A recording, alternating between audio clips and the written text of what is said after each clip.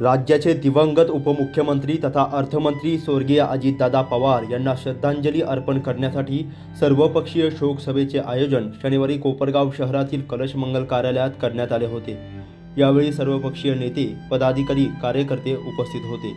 स्वर्गीय अजितदादा पवार यांच्या अकस्मात निधनाने संपूर्ण महाराष्ट्रावर शोककळा पसरली असून त्यांनी आयुष्यभर सर्वसामान्य जनतेचे हित जपत महाराष्ट्राच्या विकासासाठी केलेले अद्वितीय कार्य राज्याच्या जनतेच्या मनात, हृदयात कायमस्वरूपी कोरले गेले आहे, अशी भावना यावेळी उपस्थितांनी व्यक्त केली। तसेच कोपरगाव मतदारसंघावर त्यांनी भरभरून प्रेम केल्यामुळे या मतदारसंघाचा खऱ्या अर्थाने विकास होऊ शकला, असे मत अनेक वक्त्यांनी आपल्या भाषणातून मांडले। शोक सभेदरम्यान स्वर्गीय अजितदादांच्या आठवणी सांगताना अनेक उपस्थित भावुक झाले, तर अनेकांच्या डोळ्यात अश्रू तरळताना दिसले। यावेळी माजी आमदार अशोकदादा काळे, कोल्हे कारखान्याचे अध्यक्ष विवेक कोल्हे, गोदावरी दूध संघाचे अध्यक्ष राजेश वर्धने, राज्य पतसंस्था फेडरेशनचे अध्यक्ष काका कोयटे, जिल्हा बँकेच्या माजी संचालिका सौ चैताली आशुतोष काळे, नगराध्यक्ष पराग संधान, शिवसेना शिंदे गटाचे जिल्हा प्रमुख नितीन अवताडे, शिवसेना ठाकरे गटाचे भरत मोरे, राष्ट्रवादीचे दीपक साळुंके आदी मान्यवरांनी स्वर्गीय अजितदादांप्रती आपल्या भावना व्यक्त करून श्रद्धांजली अर्पण केली। यावेळी सर्वपक्षीय नेते, पदाधिकारी, कार्यकर्ते, व्यापारी आणि नागरिक मोठ्या संख्येने उपस्थित होते। अजितदादांचा विमान अपघात होऊन त्यांच्या निधनाची बातमी समजली त्यावेळेस विश्वासच बसला नाही आणि आज ते आपल्यात नाही यावरही विश्वास बसत नाही। मात्र मनुष्य जन्माला आला म्हणजे त्याचा मृत्यू हा अटळ असतो आणि मनुष्य गेल्यानंतर राहतात फक्त त्यांच्या आठवणी। आज आपण ज्यासाठी एवढ्या मोठ्या संख्येने या ठिकाणी जमलो आहोत, अशा व्यक्तीला श्रद्धांजली अर्पण करण्यासाठी ज्या व्यक्तीचे नाव आणि कर्म नेहमीच महाराष्ट्राच्या जनतेच्या मनात आणि हृदयात कायमस्वरूपी कोरली गेली आहेत, अशा आपल्या अजितदादांचा अकस्मात निधनामुळे संपूर्ण महाराष्ट्रावर शोककळा पसरली आहे। राजकारणाच्या पद्धतीनं होतच असतं, परंतु शुद्ध मनाने राजकारण नेहमीच महाराष्ट्राच्या जनतेच्या मनात आणि हृदयात कायमस्वरूपी कोरले गेले आहे। अशा आपल्या अजितदादांच्या अकस्मात निधनाने संपूर्ण महाराष्ट्रावर शोककळा पसरली आहे। स्वर्गीय अजितदादांच्या अकाली निधनाने संपूर्ण पवार कुटुंबावरच नाही तर संपूर्ण महाराष्ट्रात हा आघात झालेला आहे। राज्यातील प्रत्येक कुटुंबातील व्यक्तीच्या डोळ्यात पाणी आहे। या व्यक्तीचा राजकारणाचा कुठलाही संबंध नाही, अशा व्यक्ती सुद्धा स्वर्गीय अजितदादांना श्रद्धांजलीचे फ्लेक्स लावून श्रद्धांजली वाहत आहेत। महाराष्ट्राची अर्थव्यवस्था, कृषी क्षेत्र, सहकारी आणि साखर उद्योग अशा अनेक क्षेत्राबरोबरच्या महाराष्ट्राच्या प्रश्नांची त्यांना सखोल जाण होती आणि ते प्रश्न सोडवण्याची त्यांच्यात ताकद होती। अजितदादांचे आपल्यातून जाणे हे केवळ एका कुटुंबाच्या किंवा पक्षाची हानी नाही, संपूर्ण महाराष्ट्राची कधी भरून निघणारी हानी आहे। स्वर्गीय अजितदादांचे माझे भावासारखे मित्राचे नाते होते, जिव्हाळ्याचे संबंध होते। त्यामुळं स्वर्गीय अजितदादा आपल्या आशुतोषला मुलाप्रमाणेच मानत होते। त्याचे कोपरगाव मतदारसंघाच्या विकासाचे सर्व हट्ट त्यांनी वेळोवेळी पूर्ण केले। नेहमीच्या सवयीप्रमाणे आशुतोषने मंगळवारी दिवसभर मतदारसंघाचे कामकाज आटपून रात्री उशिरा मुंबईला पोहोचला आणि अजितदादांना भेटण्यासाठी बुधवारी सकाळी संपर्क केला असता अजितदादा बारामतीला जाणार असून तुमची संध्याकाळी भेट होईल अशी अजितदादाच्या कार्यालयाने सांगितले। त्यानंतर काही वेळात दादांच्या अपघाताची बातमी त्याला समजली। तो अतिशय अस्वस्थ झाला आणि त्याला राहवलं नाही. त्याने मला फोन केला, परंतु फोनवर त्याला शब्द फुटत नव्हते. आम्हाला एकमेकांशी काय बोलावं हे सुचत नव्हतं. मी मन भट्ट करून त्याला धीर दिला. त्यांनी स्वतःला सावरून तो लगेच मुंबई बारामतीला गेला आणि तेव्हापासून तो पवार कुटुंबासोबतच आहे.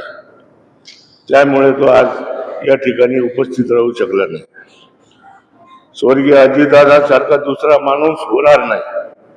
त्यांचे कर्म कोपराव तालुका आणि माझ्या आणि आशुतोषच्या रूपाने पाहतो.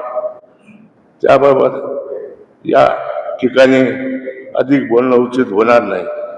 अशा समाजासाठी शेवटच्या श्वासापर्यंत काम करणाऱ्या कर्मयोगी स्वर्गीय अजितदादांना माझे काळे परिवाराकडून कर्मवीर शंकरराव काळे उद्धव समूहाच्या वतीनं आणि कोपरगाव विधानसभा मतदारसंघाच्या वतीनं श्रद्धांजली अर्पण करतो आणि थांबतो. खरं तर अतिशय दुःखद अंतःकरणाने आपण सर्वपक्षीय कोपरगावकर या ठिकाणी स्वप्नातही वाटलं नव्हतं असे आपल्या सगळ्यांचे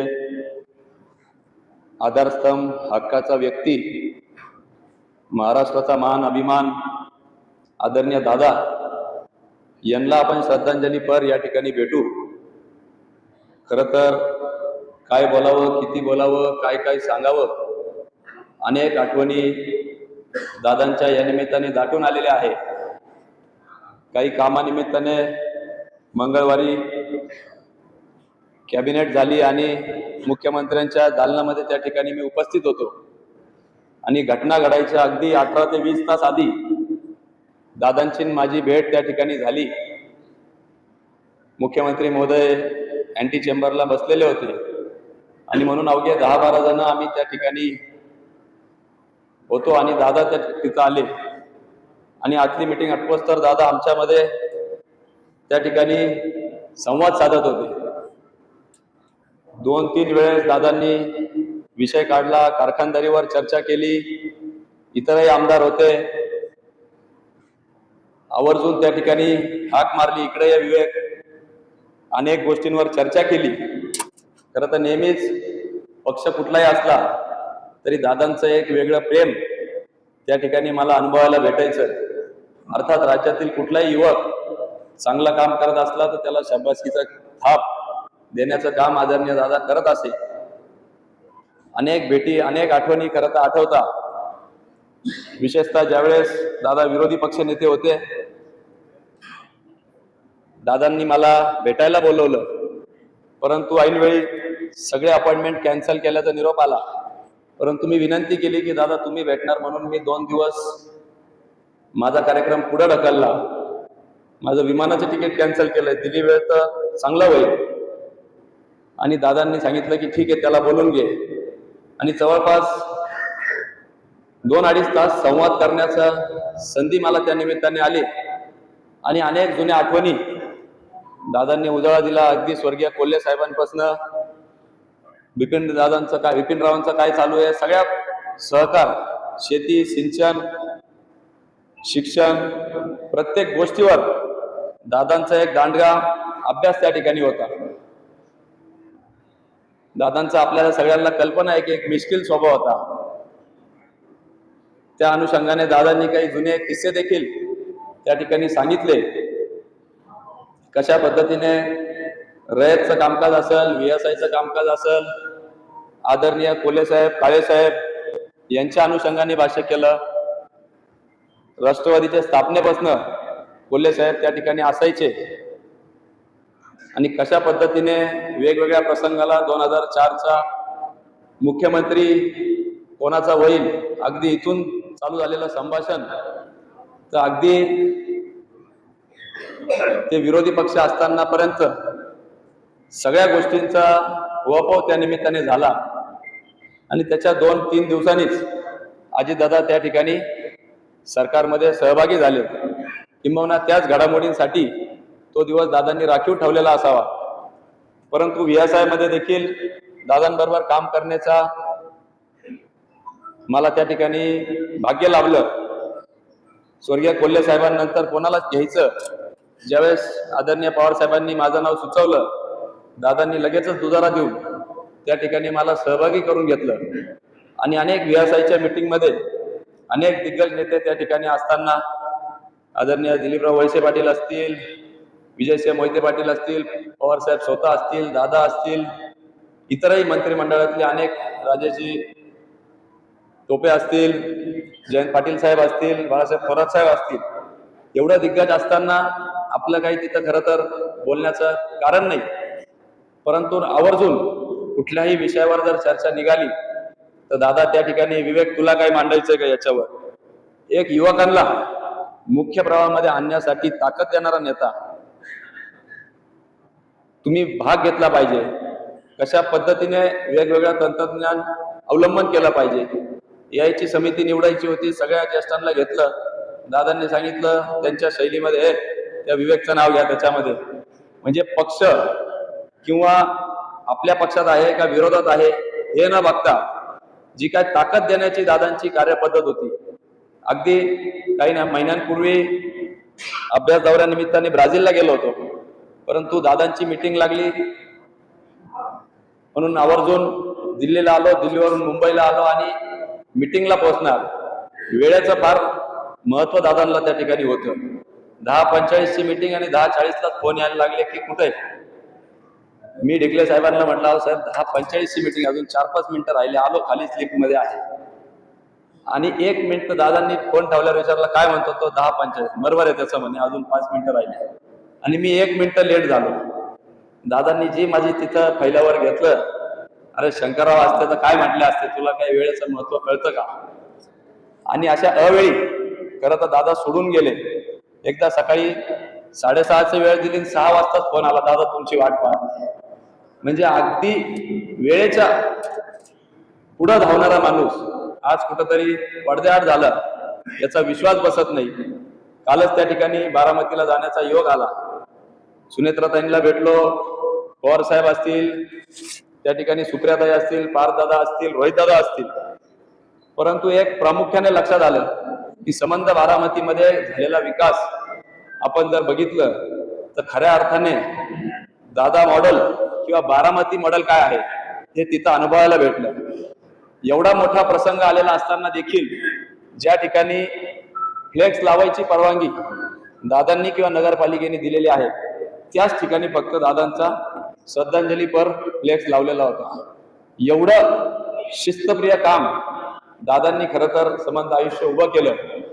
खरं तर बोलण्यासारख्या खूप काही गोष्टी आहेत, परंतु जे काही गुण दादांकडून घेण्यासारखे आहे, वेळेचं महत्व असेल, शेतकरी हित असेल, ग्रामीण भागाची नस आणि नस ओळखणारा व्यक्तिमत्व, सहकाराची मोठी हानी झाली आहे. शेतकऱ्यांच्या दृष्टीने खरं तर विदर्भातली फाईलवर साईन करायची म्हणून दादांनी त्या ठिकाणी त्या दिवशी गाडीने प्रवास नाही केला. आणि त्यानंतर नाशिकच्या आमदार सरोज आयरताईंच्या स्मशानभूमीच्या फाईलवर तिथल्या त्यांच्या मतदारसंघातील 1 कोटीचा स्मशानभूमीला निधी दिला, स्वाक्षरी केली.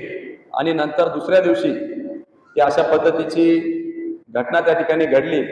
खरं तर आजही विश्वास बसत नाही की दादा आपल्यातून गेलेले आहेत, परंतु ज्यांनी जन्म घेतलाय, कधी ना कधी आपल्याला जायचं आहे. निश्चितपणाने दादांनी दाखवलेला जो काही व्यक्तिगत जीवनामध्ये, राज्यकर्ते म्हणूनच नव्हे तर व्यक्तिगत जीवनामध्ये देखील अनेक गोष्टी शिकण्यासारख्या दादांकडून होत्या. आपण त्यांच्यातला कुठला तरी चांगला गुण त्या ठिकाणी अवगत करून तीच खरी त्यांना श्रद्धांजली होईल असं मला वाटतं. आणि म्हणून दादांचं बारामतीतलं कार्य बघितल्यावर मला एकच गोष्ट त्या निमित्ताने जाणवली की दादांच्या बाबतीत जर एका वाक्यात सांगायचं झालं तर असेन मी नसेन मी, परंतु माझ्या कार्यातून मी दिसेन. खऱ्या अर्थाने जे काय कार्य दादांनी संबंध महाराष्ट्रामध्ये किंवा पिंपरी चिंचवड असेल, बारामती असेल, पुणे असेल, सहकार असेल, शेती असेल, उद्योग असतील, सिंचन असेल, यामध्ये उभं केलेलं आहे, ती पोकळी कधीच भरून न निघणारी ही पोकळी दादा गेल्याने झालेली आहे. निश्चितपणाने त्याच्यातून सावरण्याची ताकद त्यांच्या कुटुंबासहित हजारो लाखो दादा प्रेमींवर त्या ठिकाणी परमेश्वर द्यावे हीच या निमित्ताने मी कोल्हे परिवाराच्या वतीने, संजीवनी उद्योग समूहाच्या वतीने, व्यक्तिशः माझ्या वतीने, खरं तर माझे फार लाडके नेते होते, अशाच एका मीटिंगमध्ये सर्व अधिकारी उपस्थित होते आणि दादांनी, अधिकाऱ्यांनी सांगितलं दादा ते काम होणार नाही. आणि मी दादांकडे पाहिलं आणि दादांनी सांगितलं कसं काय होणार नाही. सगळ्या सचिवांना, अधिकाऱ्यांना, सेक्रेटरीला दादांनी सांगितलं मी इथं राज्याचा उपमुख्यमंत्री म्हणून बसलेलो आहे, देवेंद्रजींचा तो लाडका आहे, एकनाथजींशी मी स्वतः बोलतो आणि ते काम कुठल्याही परिस्थितीत झालंच पाहिजे, मला बाकीचं काही माहित नाही. आणि वातावरण थोडस गंभीर झालं आणि मी हात वरती केला, म्हटलं दादा मी जरी देवेंद्रजींचा लाडका असलो तरी मी तुमचाही तितकाच फॅन आहे. आणि दादा म्हटले शाबास बेटा, हे तुलाच जमलं म्हणे.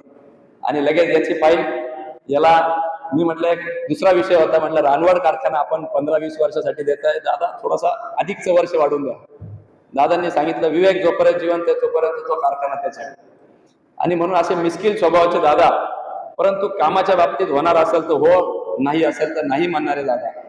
राज्यकर्त्यांना शक्यतो नाही म्हणता येत नाही, बघू, पाहू, करू, सांगतो हे वाक्य, हे शब्द दादांच्या डिक्शनरीत कधीच नव्हते.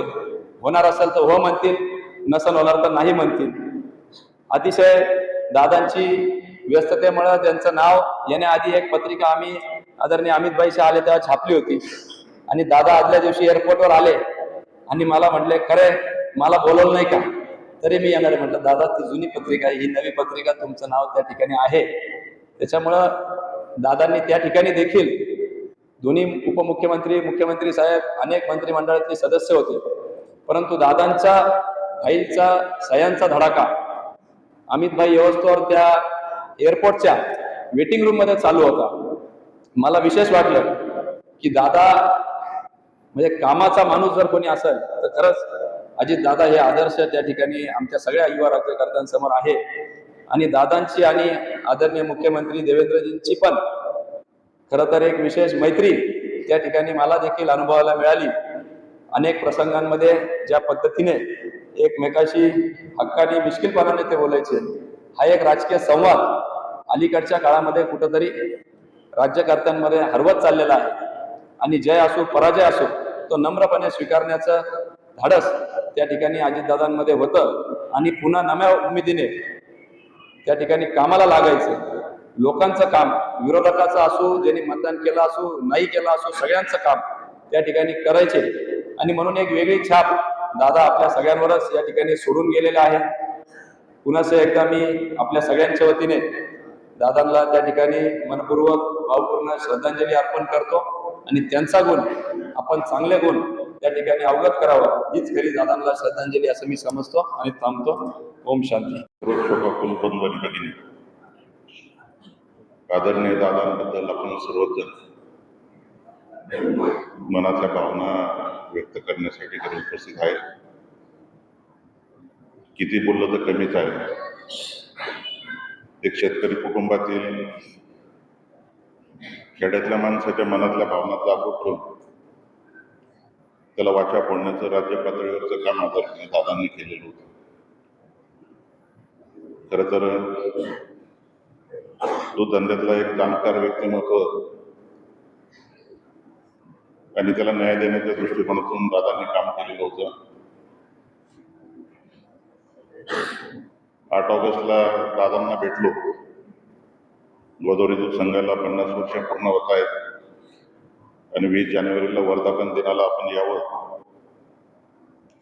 वार विचारला, म्हटलं मंगळवार येतो. मंगळवारी कॅबिनेट असते त्याच्यामुळं मंगळवार शक्य नाही. 18 जानेवारी तुला चालत असेल तर मी येतो.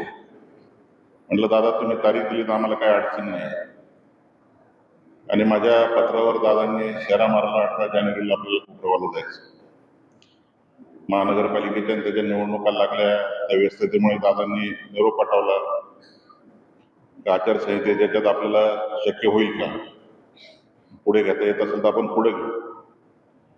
पण एक जाण धरणारा माणूस आणि प्रश्नाचं मार्गी लावण्याची हातोटी, प्रशासनावर वचक, आणि एकदा दिला शब्द म्हणजे दिला, त्याच्यात मागं पुढं बघण्याचं काही कारण नाही.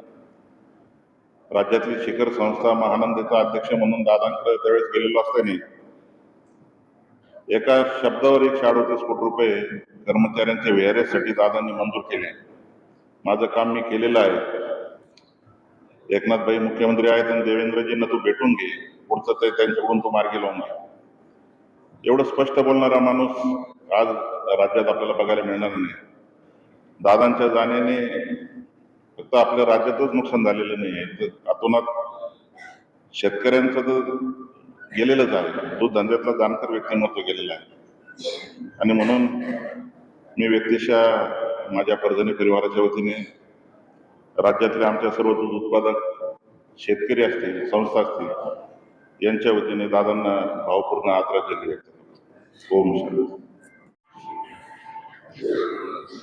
खरं तर आज आपण सर्वजण दादांना श्रद्धांजली वाहण्यासाठी इथं असे उपस्थित राहून स्वप्नात देखील मी विचार नव्हता केला. खरं तर जन्म झाल्यापासून एकच परिवार हा मला माहिती आहे. माझ्या लग्नात सर्वजण माझ्या वडिलांना खांद्याला खांदा लावून भाऊ म्हणून सगळेजण उपस्थित होते. माझं लग्न जमवताना काळे कुटुंब हे चांगलं आहे, प्रत्येक ठिकाणी आपली मुलगी कुठे. कधी माझ्या लग्नानंतर पहिला कार्यक्रम स्मृती उद्यानाचं उद्घाटन होतं. दादा उद्घाटनाला आले आणि तिथं सगळ्यांना विचारलं की आपली मुलगी कुठे. मी ज्यावेळेस दादांना भेटले, मला दादांनी विचारलं तुला इथं जमतं का, तू एवढी बाहेरून शिकून आलेली. आणि त्यांना माहित होतं की हा परिवार तर खूप तुझी काळजी घेतीलच, पण जावई म्हणून तू काळजी करू नको. आशुतोष दादांना मी पूर्ण पाठबळ दिली, त्याची पूर्ण काळजी मी घेईन. आणि खरोखर ज्यावेळेस दादा निवडून आले, कोपरगावातील सर्वच प्रश्न दादांनी माझे प्रश्न आहेत अशा पद्धतीने सोडवले. दादा कोणतेही कधी मुंबईला गेले, कधी रिकाम्या हाती कधी आले नाही. कोणत्याही ऑफिसला जायचं की दादा म्हणायचे तू इकडे तिकडे जाऊ नको, तू माझ्याजवळ येऊन बस. एवढा हक्काचा माणूस आपल्या कोपरगावचा. त्यांना प्रत्येक गोष्टीची जाण. तलाव बनवायचा आहे, तलावाला एवढा निधी लागेल दादा, तू कशाला काळजी करतो, तू लोकांसाठी चांगलंच करतोयस ना. तुझ्यासारखे शिकलेले मुलं आपल्याला कोपरगावमध्ये, आपल्याला महाराष्ट्रामध्ये पाहिजे असे बोलायचे. दादांची प्रोजेक्ट फाईल, दादांनी बनवलेलं वचनपूर्तीचं पुस्तक हे आजही राष्ट्रवादीच्या ऑफिसमध्ये एक नमुना म्हणून ठेवलाय की असं पाहिजे, असं आपल्याला काम करायचंय. अशा पद्धतीचं प्रेम. आम्ही दादाला खूप घाबरायचो. का घाबरायचो? कारण की त्यांना एक शिस्त पद्धत लागायची. आपण लहान आहोत, आपण कुठे चुकायला नको, आपण व्यवस्थितपणे आपलं जे काय आपल्याला विचार आहेत, जे काय आपल्याला प्रोजेक्ट करायचं आहे, ती प्रोजेक्ट फाईल अक्षरशः दादा वाचायचे. दादा एक दिवशी असा प्रसंग घडला की तिथे कुणीतरी दुसरं आलं होतं, त्याचाही प्रोजेक्ट होता. दादाने ते प्रोजेक्ट फाईल घेतली, म्हणे अरे तू गुगल आणि ए वरून कॉपी केलं का रे, इथून शिकणार नाही. अशा पद्धतीचं उदाहरण दादा म्हणजे त्या मुलाला अक्षरशः तिथे ओरडते. आणि यातून मला असं वाटतं की एक नवीन पिढी कुठेतरी दादा तयार करत होते. दादा त्यांना एक शिस्त लावत होते. दादा त्यांना शिकवत होते की आपल्याला महाराष्ट्र पुढे न्यायचं आहे, आपल्याला आपल्या ग्रामीण भागातील जे प्रश्न आहेत यांना कुठेतरी आपल्याला सोडवायचं असेल तर आपल्याला शिस्तबद्ध राहून काम करण्याची एक मला असं वाटतं की एक सवय सगळ्या तरुणांनी लावून घेतली पाहिजे. यासाठी दादा नेहमी खूप खूप खूप प्रयत्न करायचे. आता खर तर प्रत्येक वेळेस दादांचा कार्यक्रम असला की खर तर आज जेवढे बोर्ड कोपरगाव शहरामध्ये, कोपरगाव ग्रामीण मध्ये लागले ते पाहून कुठेतरी वाईट वाटायचं की कोणताही कार्यक्रम असेल तर आशुतोष दादा असे हुरूपाने बनायचे की अरे नाही आपल्याला दादांचं सगळीकडे लावायचे, कितके बॅनर लावायचे, सगळीकडे लावा म्हणायचे. आणि आज ते दुसरे कोणते तरी बॅनर पाहून खरोखर खूप वाईट वाटतं की आपल्यावरचा कुठेतरी आपल्यावरची जी आपल्या पाठीवरचा जो एक अधिकाराचा जो एक हात होता तो कुठेतरी आपण गमावला आहे. पण मला एकच माहिती आहे की दादांना मासे खूप आवडायचे. दादांचं कधी पण दादा आले की जेवायला कुठं गाजतोच मी तुझ्याकडे जेवायला येणार, मला तुझ्याकडचं जेवण खूप आवडतं म्हणजे तुझ्याकडेच येणार. गवारीची भाजी खूप आवडायची, भाकरी, आणि नेहमी काय पाहिजे असायचं तर गावरान तूप. एकदा कारखान्यावर आले, गावरान तूप तिथं नव्हतं, तूप साधं तूप असेल, अरे गावरान तूप आणा, वस्तीवरती पळून जाऊ पटकन आधी गावरान तूप. एवढी आम्ही त्यानंतर काळजी घ्यायला लागलो. अशा या खूप जवळून पाहिलेल्या खरं तर दादांना माहित नाही माझं नातं हे त्यांच्याशी, दादांचंही नातं जावय म्हणून सुरू झालेलं कुठेतरी एक मुलगा म्हणून झालं होतं नंतर, की एका मुलाप्रमाणे त्यांच्यावर प्रेम करायचे. मुलाप्रमाणे त्यांना कधी कोणतंही काम घेऊन गेलं की कधीच त्यांना हे नव्हते करत, तुला काय पाहिजे तू चांगलं काम कर फक्त, एवढंच त्यांची एक नेहमी एक सांगणं होतं. आणि दादांनी जे काय आम्हाला शिकवलंय, मी एवढंच म्हणेन की दादा नेहमी म्हणायचे, 2014 मध्ये जरी आम्ही शिवसेनेतून लढलो, मला आठवतं की दादा पडल्यानंतर सगळ्यात पहिला कॉल अजितदादांचा आला होता. दादा म्हणे की ठीक आहे, तू तरुण आहेस, तू शिकशील, तू पुढे अजून कष्ट कर, अजून काम कर, तुला काय लागलं तर मी आहे तुझ्यासाठी, असं कुणीही म्हणत नाही. त्यामुळे मला असं वाटतं की ज्यावेळेस कोपरगाव तलावाचा प्रश्न होता, 20 कोटी हे नगरपालिकेने भरायचे होते, त्यावेळेस देखील दादा बरे की ते मी पाहून घेईन, तुम्ही त्याची काळजी करू नका. म्हणजे असे नेते, मला असं वाटतं की एक चांगलं काम, चांगलं प्रोजेक्ट जर गावासाठी, आपल्या शहरासाठी, त्यानंतर मंजूर बंधारा असेल, हे मोठे मोठे जे कामं होते, हे दादांनी स्वतः म्हणजे स्वीकारले की हे मी पाहतो कसं करायचं. त्यामुळे मला असं वाटतं की आपल्या कोपरगावकरांसाठी म्हणजे खूप मोठं असं डोंगर कोसळ्यागत झालेलं आहे. आणि तेवढंच नाही तर माझ्यासाठी, दादांसाठी आणि काळे कुटुंबासाठी आपल्या घरातला एक व्यक्ती कुठेतरी आम्ही गमवलाच आहे. ते घरातलेच आहे, नातेसंबंध तर आहेच, पण ज्या पद्धतीचं प्रेम त्यांनी आम्हाला दिलं, खरोखर त्यासाठी मी त्यांना कधीही विसरू शकत नाही. आणि त्यांनी जे जे शिकवलंय ते शिकून, ते जे काय त्यांनी आम्हाला धडे शिकवलेले, जे काय आम्ही त्यांच्याकडे बघून शिकलेलो आहे, की प्रत्येक गोष्टीत कधीच रडायचं नाही, उभा राहायचं, परत लढायचं, उभा राहायचं, परत काम करायचं. आणि अशाच पद्धतीने मला असं वाटतं की मी देखील, त्यांनी जर मला मुलगी म्हणून नेहमीच संवादलंय, प्रत्येक वेळेस मुलगी कुठे, आपली मुलगी कुठे, असं जर ते म्हणत आलेले आहे, तर नक्कीच एक चांगली मुलगी व त्यांचे संस्कार व त्यांनी शिकवलेले राजकारणातील असतील, वैयक्तिक असतील, की कोणत्याही वडीलधाराला कधीही काही चुकीचं बोलायचं नाही, असे छोट्या छोट्या गोष्टी ते सांगायचे. म्हणजे अशा सगळ्या गोष्टी त्यांच्याकडून आम्ही शिकलो, त्यांना बघत बघत शिकलो आणि तेच पुढे घेऊन जाऊ, एवढंच मी इथं म्हणेन. आणि त्यांना ही भावपूर्ण श्रद्धांजली, ही माझ्याकडून एक मुलगी म्हणून काय नातं, मला काहीच बोलता येत नाही. खरं तर पहिल्यांदा आज मी कधीच पेपर पेन लिहून घेत नाही, यांनाही माहित आहे, सगळ्यांनाही माहित आहे. आणि आज पहिल्यांदा मला आमच्या लोकांना सांगावं लागलं की तुम्ही मला लिहून द्याल का, कारण मला माहित नाही मी काय बोलेन. तर खरोखर या सगळ्या गोष्टीतून कुठेतरी आपल्याला बाहेर निघायचंय, आपल्याला दादांनी शिकवलेल्या गोष्टी पुढे घेऊन, कोपरगावला पुढे घेऊन जायचंय. आणि आपण सर्वांनी मिळून आज जी ते श्रद्धांजली आपण सर्वजण वाहत आहोत, तुम्ही सर्वजण खूप मोठ्या संख्येने उपस्थित आहात, असंच प्रेम आपण खरं तर दादांवरती करतोच.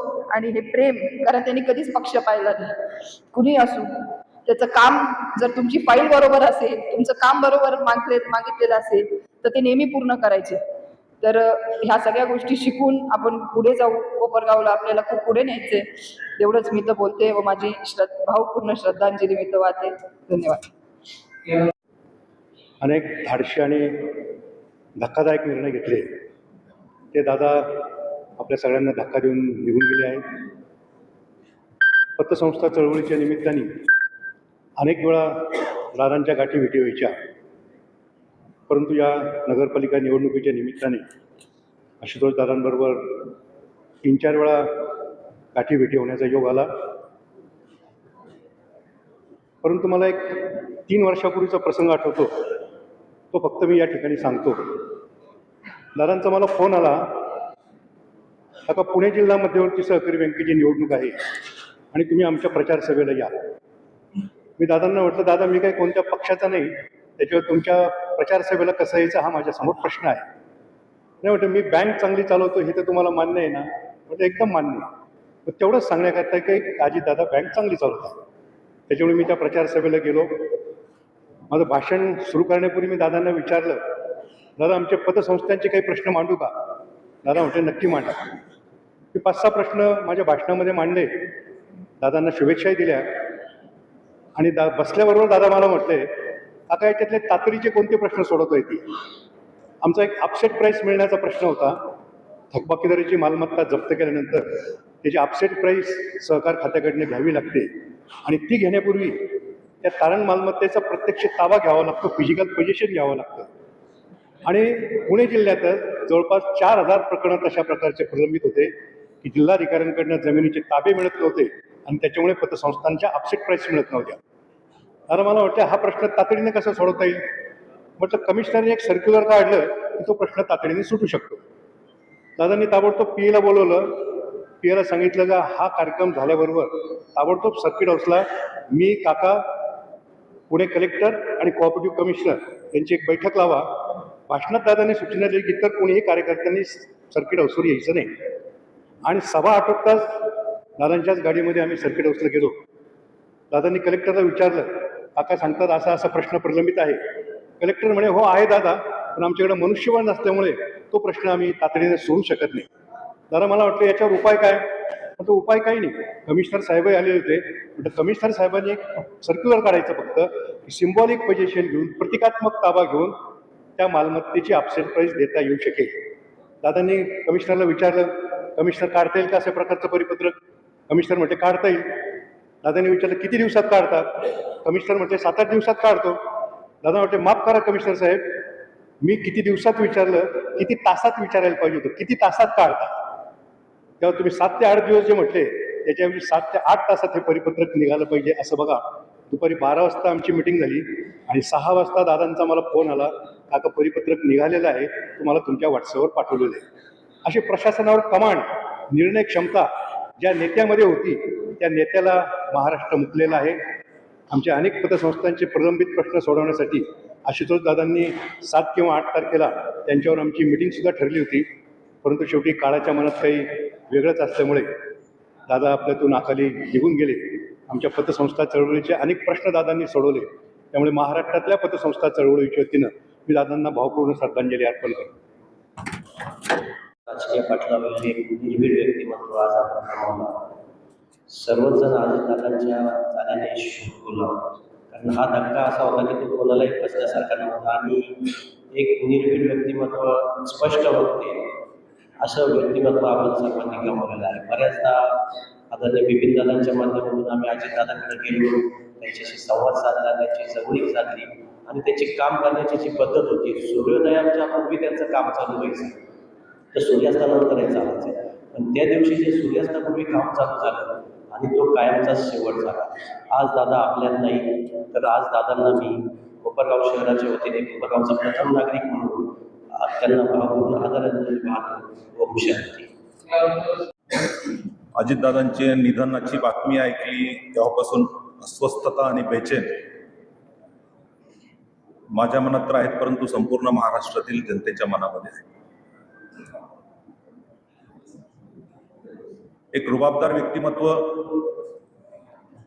तितकंच जबाबदार व्यक्तिमत्व आणि तितकंच कर्तबगार व्यक्तिमत्व या महाराष्ट्राला अजितदादांच्या रूपाने लाभलेलं होतं. आपण सर्वच जण जाणकार आहात. अजितदादांविषयी मी आपल्याला जास्त सांगण्याची आवश्यकता नाही, परंतु नातेसंबंधामुळे अजितदादांचा आणि माझा 2005 पासून संपर्क आला. आणि व्यवसायामध्ये देखील अजितदादांनी मला मदत केली. 2012ला जिल्हा परिषदेच्या निवडणुका झाल्या, त्यावेळी जिल्हा परिषदेमध्ये राष्ट्रवादी काँग्रेस पक्षाला काठावरचं बहुमत मिळालं आणि अहिल्यानगर जिल्ह्यातील पदाधिकाऱ्यांची ज्यावेळी बैठक चालली त्यावेळेस अवताडेंचा विषय आला, त्यावेळेस त्यांनी अजितदादांनी डोळे झाकून सांगितलंय की अवताडे आपल्याबरोबर राहतील. इतकं प्रेम दादांनी माझ्यावरती केलं. काळाच्या ओघामध्ये प्रवाह बदलला, परंतु तरी देखील आमदार आशुतोषजी काळे यांच्या विधानसभेच्या निवडणुकीच्या निमित्ताने दादांची शिर्डी येथे भेट झाली. अत्यंत आत्मीयतेने दादांनी विचारपूस केली, चर्चा केली आणि माझी तर ती शेवटचीच भेट होती. दादा निश्चितच एक दादांचं निधन या महाराष्ट्रातील 12 कोटी जनतेला चटका लावून गेलेला आहे. 38-40 वर्षाचा राजकीय प्रवास दादांचा अत्यंत थक्क करणारा आहे. माझ्या मते अशिक्षित म्हणणार नाही, परंतु वसंतदादांचं शिक्षण कमी असताना वसंतदादांनी या महाराष्ट्राला नवी दिशा दिली आणि त्या मानाने अजितदादांनी देखील त्यांच्या शिक्षणाच्या मानाने या महाराष्ट्राला गेल्या 30-35 वर्षामध्ये पुढे नेण्यासाठी दिशा दिली असं म्हटलं तर वावगं होणार नाही. आणि म्हणून अशा कर्तबगार नेत्याला मी आपल्या सर्वांच्या वतीने, माझ्या अवताडे परिवाराच्या वतीने, माननीय राज्याचे उपमुख्यमंत्री एकनाथजी शिंदे साहेबांच्या वतीने, अहिल्यानगर शिवसेना उत्तरच्या वतीने भावपूर्ण श्रद्धांजली अर्पण करतो आणि थांबतो.